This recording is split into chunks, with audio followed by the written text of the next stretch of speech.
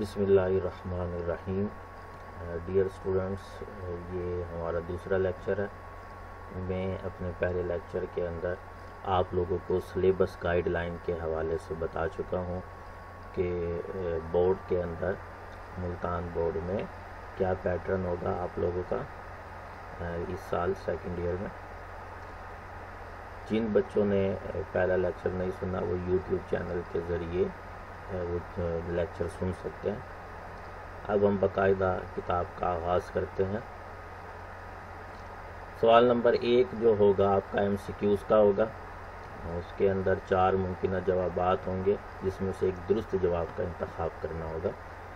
20 number کا یہ سوال ہے۔ اس کا سب سے پہلا حصہ جو ہے وہ تعارف قرآن پر مشتمل ہے۔ اس حصے کے مجموعی نمبر 4 ہوں گے۔ آپ لوگ اپنی اسکرین پر دیکھ سکتے ہیں، جن بچوں کے پاس کتاب ہے وہ کتاب میں دیکھ سکتے ہیں کہ تعارف قرآن کے اندر جو ہے سب سے پہلے نمبر پر تعارف قرآن ہے، وحی اور اس کی اقسام ہے، واقعہ نزول ہے وحی کا، مکی اور مدنی صورتیں ہیں، جمع و تدوین قرآن ہے، حفاظت قرآن ہے اور اعجاز قرآن، اس کے 7 حصے ہیں۔ تو 122 MCQs اس کے اندر اس حصے میں جمع کیے گئے ہیں، جو کہ پچھلے 12 سالوں کے اندر ملتان اور پنجاب کے دیگر بورڈز کے اندر سوالات آ چکے ہیں۔ اب ہم آغاز کرتے ہیں۔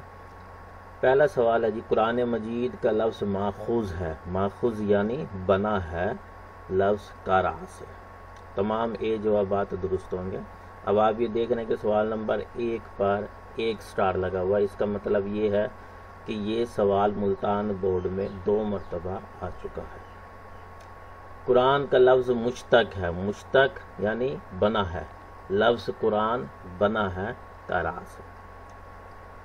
قرأتن کا مطلب ہے پڑھی ہوئی چیز، لفظ قرآن کا مفہوم ہے زیادہ پڑھی جانے والی کتاب۔ کیونکہ قرآن مجید دنیا بھر کے اندر سب سے زیادہ پڑھی جاتی ہے، اس لیے اس کا ایک نام قرآن مجید بھی ہے۔ قرآن کا مطلب ہے یا قرآن مجید کے لغوی معنی ہے پڑھی جانے والی کتاب۔ قرآن کے لفظی معنی ہے بار بار پڑھنا۔ آغاز وحی، پہلی وحی نازل ہوئی۔ اب یہ دیکھیں اس سوال پر 1 2 3 4 5 سٹار لگے ہوئے ہیں، اس کا مطلب ہے یہ سوال بہت زیادہ اہم ہے۔ ملتان بورڈ میں پچھلے 12 سالوں میں 6 مرتبہ یہ سوال پوچھا جا چکا ہے۔ پہلی وحی نازل ہوئی غار حرا میں۔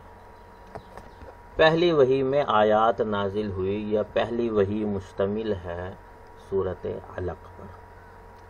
پہلی وحی کس سورت پر مشتمل تھی؟ سورۃ علق۔ پہلی وحی میں آیات تھی 5 یا پہلی دفعہ کتنی آیات نازل ہوئی؟ 5 آیات نازل ہوئی۔ پہلی وحی کا موضوع ہے علم۔ نبی صلی اللہ علیہ وسلم پر سب سے پہلے کس سورت کی آیات نازل ہوئی؟ سورۃ علق کی۔ قرآن کی سب سے پہلی نازل ہونے والی سورت ہے علق۔ ویسے تو سورۃ علق کا جو ترتیب نزولی نمبر ہے وہ پہلا ہے، لیکن ترتیب توقیفی کے اندر اس وقت یہ 96 نمبر پر یہ سورت ہے۔ پہلی قرآنی وحی کس پارے میں ہے؟ 30ویں پارے میں ہے۔ نزول قرآن کے وقت حضور صلی اللہ علیہ وسلم کی عمر تھی یا پہلی وحی کے وقت آپ صلی اللہ علیہ وسلم کی عمر تھی 40 سال۔ پہلی وحی کے وقت حضور صلی اللہ علیہ وسلم کا رد عمل تھا، سخت گھبرائے ہوئے تھے۔ نزول پہلی وحی کے وقت رسول صلی اللہ علیہ وسلم کو تسلی دینے والی زوجہ محترمہ تھی حضرت خدیجہ رضی اللہ تعالی عنہا۔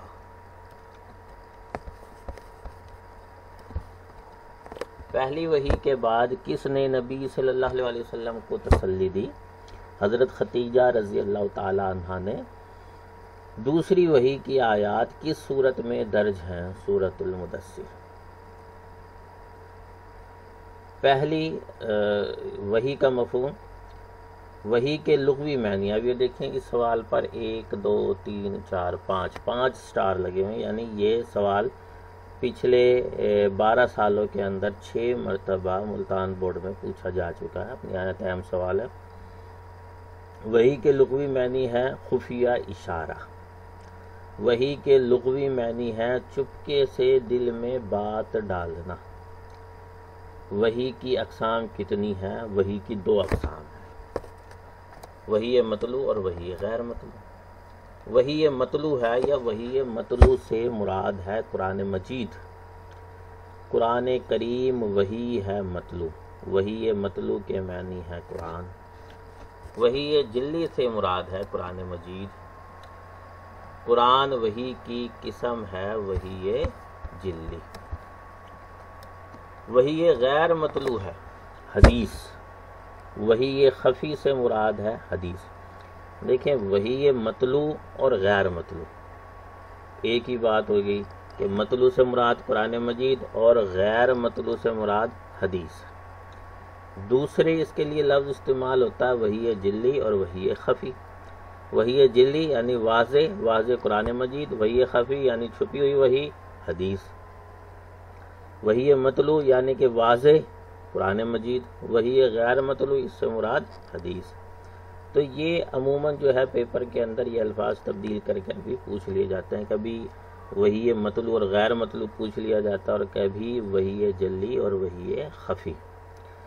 تو صرف الفاظ تبدیل ہوتے ہیں لیکن چیزیں وہی ہے۔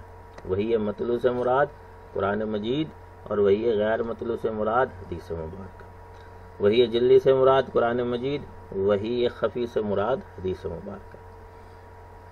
وحی کی کیفیات، فطرت الوحی کہتے ہیں وحی کا منقطع ہو جانا، رک جانا۔ جب حضور صلی اللہ علیہ وسلم پر پہلی وحی نازل ہوئی تو اس کے کچھ عرصہ تک جو ہے وہ وحی رکی رہی ہے، تو اس رک جانے کے زمانے کو فطرت الوحی کہتے ہیں۔ فطرت الوحی سے کیا مراد ہے؟ وحی کا وقفہ، انقطاع وحی، انقطاع کہتے ہیں قطع، کٹ جانا یعنی رک جانا۔ فطرت الوحی کی مدت ہے 6 ماہ۔ وحی کی کیفیات کی تعداد ہے 5۔ کبھی دل کے اندر بات کا ڈال دینا، کبھی خواب کی صورت کے اندر، کبھی فرشتے کا وحی لے کر آ جانا، کبھی اللہ تعالیٰ کا خود جو ہے وہ نبی سے کلام کرنا، تو یہ ساری جو ہے وہ وحی کی کیفیات ہے۔ حضور صلی اللہ علیہ وسلم پر وحی نازل ہونے کے معروف طریقے تھے 5۔ حضور صلی اللہ علیہ وسلم کے ارشاد کے مطابق وحی کی صورت جو سب سے بھاری ہوتی تھی وہ تھی گھنٹی کی آواز، جس کو سلسلۃ الجرس کہتے ہیں، یعنی گھنٹی کی آواز سب سے پہلے آپ صلی اللہ علیہ وسلم کو سنائی دی جاتی تھی، اور یہ وحی کی ایک سخت قسم تھی کہ سخت سردی کے اندر بھی حضور صلی اللہ علیہ وسلم کو پسینہ آ جاتا تھا، اور اونٹنی جو اگر آپ اونٹنی پر سوار ہوتے تو اونٹنی جو ہے وہ وحی کے بوجھ سے بیٹھ جاتی تھی۔ وہ وحی جس میں گھنٹی کی آواز سنائی دیتی تھی کہلاتی ہے سلسلۃ الجرس، یعنی گھنٹی کی آواز کا آنا۔ نبی کا خواب ہوتا ہے سچا، نبی کے خواب کے اندر کبھی بھی شیطانی مداخلت نہیں ہوتی، بلکہ نبی کو جو خواب ہوتا ہے وہ بھی وحی کی ایک قسم ہوتی ہے، اور اس کے اندر اللہ تعالیٰ کی طرف سے کوئی حکم دیا جا رہا ہوتا ہے۔ جیسے کہ حضور اکرم صلی اللہ علیہ وسلم کو جو ہے وہ عمرہ کرنے کا دکھایا گیا کہ حضور صلی اللہ علیہ وسلم اپنے صحابہ کے ساتھ جو ہے وہ عمرہ ادا کر رہے ہیں، تو یہ بھی ایک وحی کی قسم ہے۔ حضرت ابراہیم علیہ السلام کو اپنے بیٹے کو جو ہے وہ ذبح کرنے کا خواب دکھایا گیا کہ جی وہ اپنے بیٹے اسماعیل کے اوپر چھری چلا رہے ہیں، تو یہ بھی وحی ہے۔ وحی لکھنے والوں کو کہتے ہیں کاتبین وحی، کاتب لکھنے والا، وحی کو۔ کاتبین وحی کن کو کہتے ہیں؟ جو وحی کو لکھے۔ کاتبین وحی کی کم سے کم تعداد ہے 40۔ 40 صحابہ کرام ایسے ہیں جو کہ وحی کے کام کے اندر مشغول رہتے تھے، یعنی ان کا کام وحی کو لکھنا تھا۔ نزول